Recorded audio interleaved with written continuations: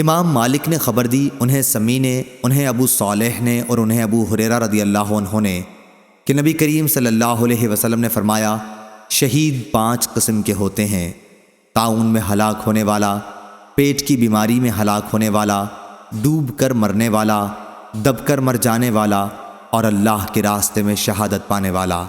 صحیح بخاری حدیث نمبر 2829۔ عاصم نے خبر دی حفصہ بنت سیرین سے اور انہوں نے انس بن مالک رضی اللہ عنہ سے کہ نبی کریم صلی اللہ علیہ وسلم نے فرمایا، طاعون کی موت ہر مسلمان کے لیے شہادت کا درجہ رکھتی ہے۔ صحیح بخاری حدیث نمبر 2830۔ شعبہ نے بیان کیا ابو اسحاق سے کہ میں نے براء بن عازب رضی اللہ عنہ سے سنا، آپ کہتے تھے کہ جب آیت لا یستوی القاعدون من المؤمنین نازل ہوئی تو رسول اللہ صلی اللہ علیہ وسلم نے زید بن ثابت رضی اللہ عنہ جو کاتب وحی تھے کو بلایا۔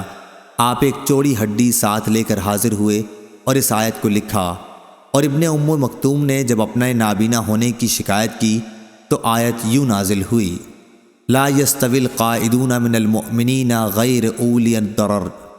صحیح بخاری حدیث نمبر 2831۔